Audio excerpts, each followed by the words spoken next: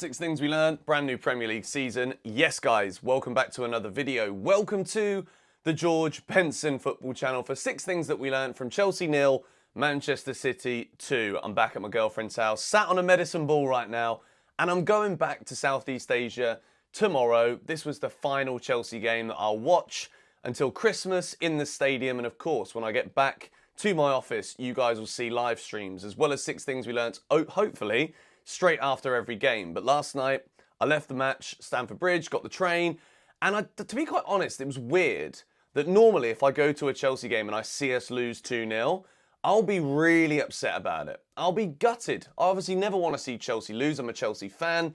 I want us to win every single game, but I'm also not stupid enough to believe that Manchester City is just an outright guaranteed 3 points whenever we play them, because it's not. Manchester City, even though there was no Foden, Rodri, Kyle Walker, this is one of the greatest teams that we've ever seen.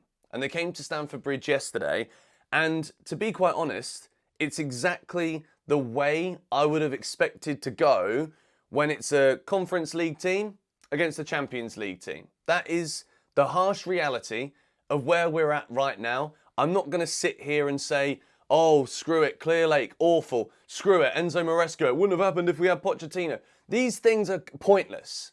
It's match number one, and I went into it with the blinding optimism that you should go into every opener of a Premier League campaign with. There's no point being a football fan if you don't genuinely think, you know what, everyone's level right now, we can go and do something.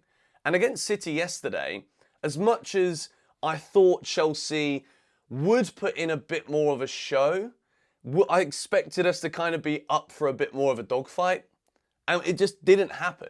Chelsea yesterday was so slow with the way that we built things up from the back, which of course, we're going to have to get used to that. And I'm not going to sit here today and start some kind of, well, Maresca should have never been a Chelsea manager in the first place. I'm not going to talk like that. I want to give the manager time. I want to believe that we're going to end up with a team here that can be competitive and it not be in the third tier of European football, Champions League, Europa League. Now we're in the Conference League. And this is not where Chelsea should be. This is not where I want my Chelsea to be. But the way that Maresca lined things up yesterday, it was a 4-2-3-1. And I think he probably learnt a little bit from the Man City defeat that we had in that pre-season game, where he tried to play with the inverted fullback, and again, we kind of saw it yesterday, but there was a bit more of like a natural 4-2-3-1 lineup here because he had Moises Caicedo and Romeo Lavia playing as two defensive midfielders. And I think when you use two defensive midfielders and then Enzo Fernandez as your number 8 and the central player trying to make things happen, I think what you're asking for here is a team that won't be able to create anything. A team that will once again be too reliant on individual brilliance. You need Palmer and Nkunku to make things happen, because in the middle of that park, the reality of the situation is Enzo Fernandez cannot play as a number 8. And if you're going to insist on having a Caicedo-Lavia DM partnership, then Enzo Fernandez shouldn't be anywhere near the Chelsea starting 11. I said it before in the build-up to this. I'm not sure if Enzo Fernandez right now is at a level that is good enough for this Chelsea team to be where we expect us to be, where we want to go to. And I think yesterday we absolutely saw that. Chelsea struggled to create much because you had Cole Palmer isolated on the right wing. It's not where he plays his best football. Yes, he's a sensational footballer who last season did a lot of great work off the right wing, but we need to see more of him. And we couldn't really do that yesterday because we weren't finding him and Chelsea were too slow. We didn't make enough gambles when it came to trying to make that right pass to get us into the right positions. Erling Haaland makes it 1-0 to Manchester City. And to be honest, I think the game never really had any bite for Chelsea Football Club at the start. I don't feel as though we went into this one and utilised the fact that it's a level playing field, first game back of the season. And box number one, I'm going to talk here about the atmosphere at Stamford Bridge, because I know it might piss some people off if I sit here and say, oh, the atmosphere is not very good at Stamford Bridge anymore. But how can you say that, Benson? Because you live the other side of the world and you're not a proper Chelsea fan. You don't go to games anymore. I mean, I went to all of the pre-season matches in America. Didn't go to the Inter Milan one because I was still in America. Yesterday, I'm sat there in the East Stand. Big thank you to Yusuf for the ticket. A couple of guys behind me where I was sat yesterday didn't like the fact that sometimes I'd stand up and be a bit animated. This is a problem at Stamford Bridge right now. If it wasn't me, it might have been somebody else, or maybe it was just the fact that it was me and I'm the guy who sits there talking about Chelsea on YouTube, that maybe people didn't like that.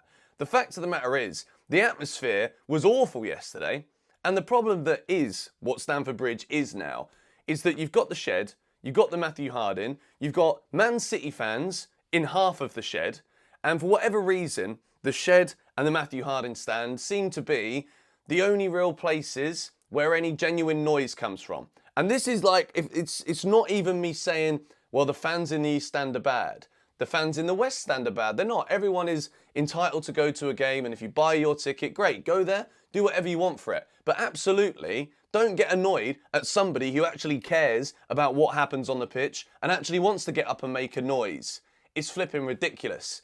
And I think the atmosphere, especially when it came to like the groaning and the moaning, very early on here, because it is a bit slow. I get it. We want to see attacking football. We brought in Enzo Maresca, and maybe a lot of people didn't want that to happen. A lot of people don't think he's a good manager. They think he's a championship manager, and, well, he's only won the championship, so it's a fair thing to say until he's actually achieved or done anything for Chelsea. But I just think there was this element of feeling yesterday that we've kind of already just accepted that it's going to be a long, tough season. And there was just a pure lacking of backing of the players yesterday. Like, it really felt like an odd place to be. And normally, I go to Stamford Bridge and I love it. And I love getting myself involved no matter where I'm sat, be it the West, East, in a hospitality seat, the Shed, Matthew Haaland. And I'll always go there and try and do something to back the team because I genuinely care about the outcome of what we do. But yeah, from my own personal experience yesterday, I can fully see why the atmosphere is pretty dead at Stamford Bridge. Because even when I was getting up, I was getting penalised with the blokes behind me for it. Very, very odd if you ask me. Box number 2. I'm going to stick here, and this is the only green box in this video because it wasn't a great performance. But Lavia, I thought was great yesterday. I think Romeo Lavia was Chelsea's best player. And then the moment he came off is the moment where Mateo Kovacic makes it 2-0. And he just absolutely breezes through the Chelsea back line. There's no pressure from any of the midfielders.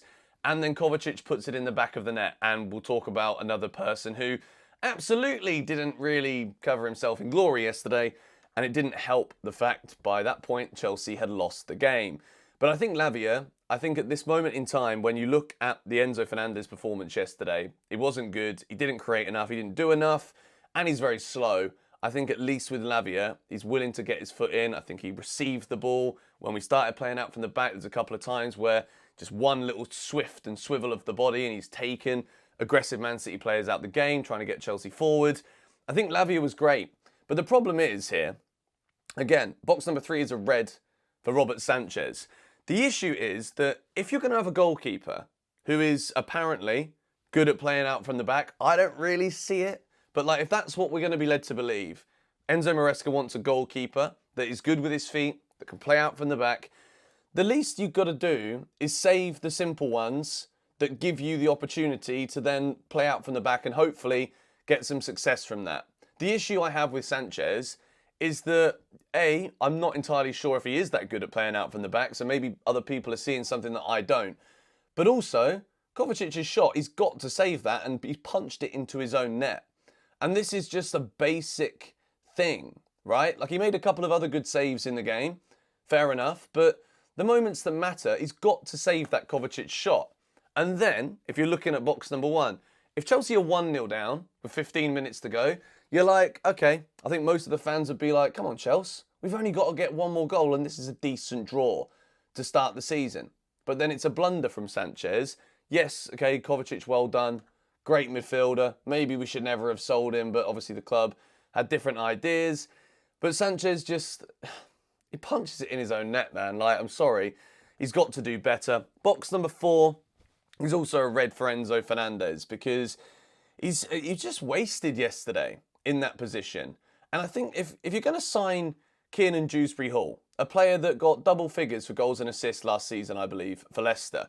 I know that's in the Championship, but has Enzo Fernandez, in the last 6 months in a Chelsea shirt, has he really shown that he can play in that number 8 role? Absolutely not in my book. If you're going to have a pivot, then Enzo Fernandez should be in that pivot. The issue that I think Chelsea have got now is that Enzo Fernandez is a bit too one-dimensional, and because he cost us 100 million quid, Enzo Maresca basically has to play him.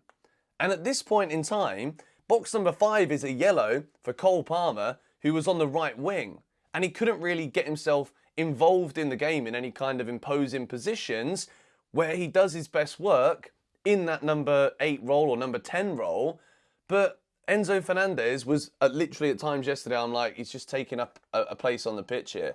And I don't really understand why. I think it could have been even better if Caicedo maybe was even further forward than that. And you've got Lavia there who can make the tackles and break up the play.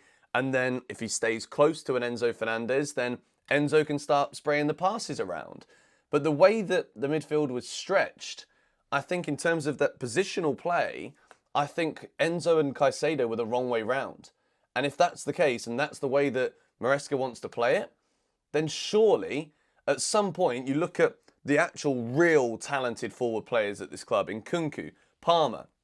And if both of them are going to be isolated out on the wings when you've got someone like a Noni Madueke who wants to be running and driving as an actual winger, I think when it comes to these new systems that we're seeing here, not just for Chelsea, but in football in general, it doesn't really matter what the old school way that we see a position is anymore, because everything has changed. And I think, especially for Chelsea right now, we are going to have a very, very long season if we don't understand that, yes, some players might be double the price of an Nkunku and a Palmer, but the fact of the matter is these are the difference makers. Cole Palmer should have been the £100 million player, if we're talking about it like that. And Enzo Fernandez probably a £40 million player, but Chelsea overpaid for Enzo Fernandez. So I hope to see, as we're going on into this season, I'm not going to go too hard on Enzo Maresca today, but I will criticise game by game if that's what it takes, because of what I see on the pitch. And yesterday, it was too slow, and I think it's because the difference makers were not in their correct positions, and they couldn't impact and affect the game enough for Chelsea.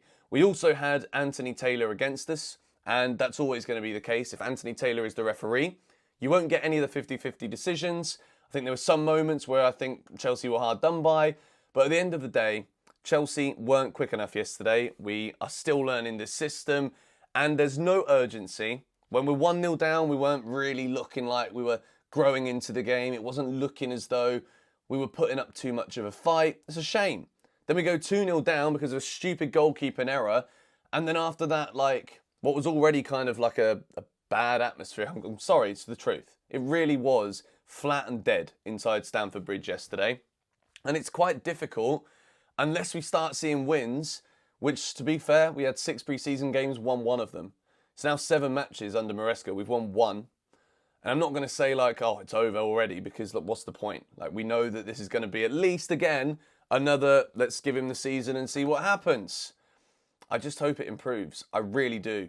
I think when Reece James comes back, it's going to be good to see him back in the side, but I think Gusto's a good player, so like, where does he fit in? Is it one of those centre-back positions for Reece? Would that give him longevity to stop getting injured every time he plays, or quite often when he plays? Still worried about Chelsea, I'm not going to lie, and I've not seen enough yet to think that we're going to grow from last season, which we should be, because we ended last season so well. But we lost 2-0. Easy win for Manchester City. Let me know the 6 things that you learned in the comments down below. Check the links as well if you do want to get yourself the home shirt, the away shirt, the 3rd shirt this season. I've got a discount code GBFC10 to get you 10% off your shirt for this season through the Megastore link in the description. I'm knackered today, guys. I've had a headache all day, and it's just gutting, I think, to see us put in such a feeble opening display. Not giving up yet. We got Servette from Switzerland in the Conference League on Thursday. I'll see you guys in a bit.